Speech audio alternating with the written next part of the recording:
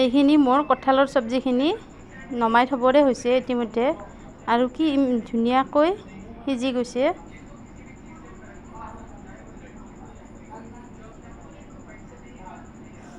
আজি কঁঠালৰ চব্জিৰ কাৰণে এইখিনি মই কঁঠাল কাটি লৈছিলোঁ আৰু কঁঠালখিনি মই সৰু সৰুকৈ টুকুৰা টুকুৰকৈ কাটি লৈছোঁ, তেতিয়া এনেকৈ বাকলিটো গুচাবৰ কাৰণে সহজ হয়। আৰু এইখিনি মই ধুনীয়াকৈ সৰু সৰুকৈ কাটি ল'ম। আৰু কঁঠালখিনি কটা হৈ গ'ল। মছলাৰ কাৰণে মই ইয়াত এইখিনি মছলা ব্যৱহাৰ কৰিছোঁ। এইকেইটা জলকীয়া লৈছোঁ, অকণমান জিৰাৰ গুড়ি, ধনিয়াৰ গুড়ি, আদা নহৰু আৰু এইখিনি কাটি লোৱা আলু আৰু পিঁয়াজ। এতিয়া মই কেৰাহীটো পাতি দিছোঁ গেছত আৰু মিঠাতেল দি দিলোঁ।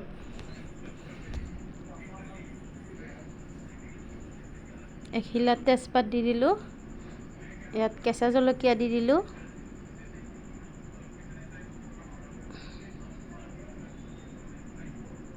পিঁয়াজ, কেঁচা জলকীয়া, তেজপাত গোটেইখিনি ধুনীয়াকৈ অকণমান ৰঙা হোৱালৈকে ভাজি ল'ম।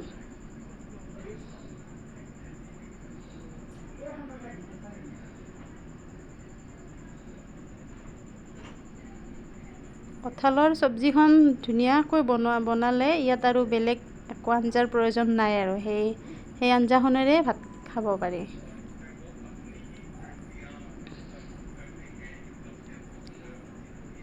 আৰু এইবাৰ কঁঠালৰ চব্জি খোৱা হোৱাই নাছিল, আজিয়ে প্ৰথম এয়া খাবৰ কাৰণে আৰম্ভ কৰিছোঁ।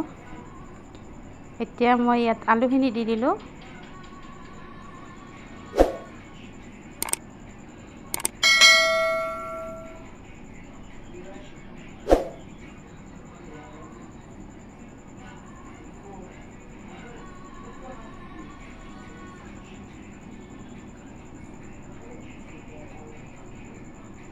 আদা নহৰুখিনি আগতে দিম বুলি ভাবি থৈছিলোঁ, কিন্তু আগতে দিব পাহৰি গ'লোঁ। সেইকাৰণে এতিয়াই তেলত দি দিলোঁ আদা নহৰু বটাখিনি আৰু অকণমান ভাজ খাবলৈ দি দিছোঁ।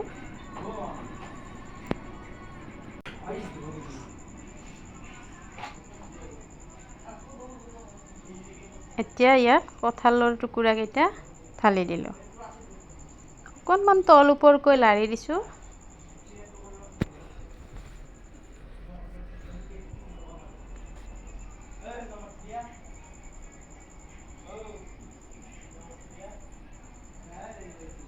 এতিয়া ইয়াত আন্দাজমতে নিমখ দিলোঁ,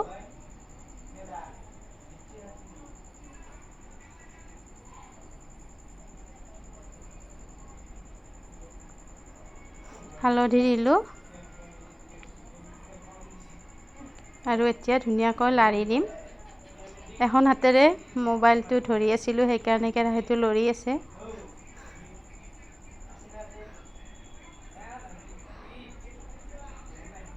অকণমান লাৰি চাৰি ইয়াতে মই ঢাকনি লগাই দিলোঁ।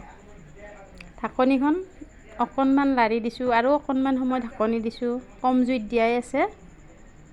এনেদৰে অলপ সময় মই ভাজি ল'ম, এনেকৈয়ে আধা সিজা হৈ যাব আৰু।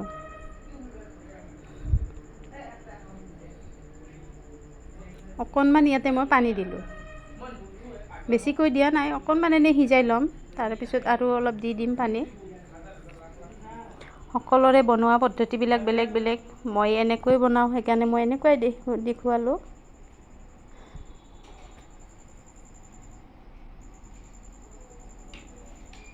এতিয়া ইয়াত মই এই গুড়া মছলাখিনি দি দিলোঁ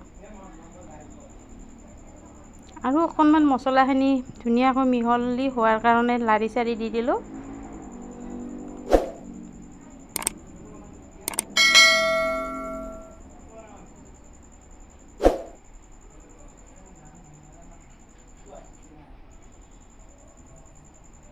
এতিয়া মই ইয়াত পানী দিলোঁ। তৰকাৰীখন ইতিমধ্যে আধা সিজা হৈয়ে গৈছে আৰু এইখিনি পানীৰে গোটেইখিনি ধুনীয়াকৈ সিজিব লাগিব আৰু এয়া দেখিছেনে কিমান ধুনীয়াকৈ গলি গৈছে। কঁঠালৰ তৰকাৰীখন মোৰ সম্পূৰ্ণ হৈয়ে গৈছে। অকণমান থুপথুপীয়াকৈ ৰাখি থ'ম। আৰু এয়া শেষত চাহী গৰম মছলা অকণমান ছটিয়াই দিছোঁ।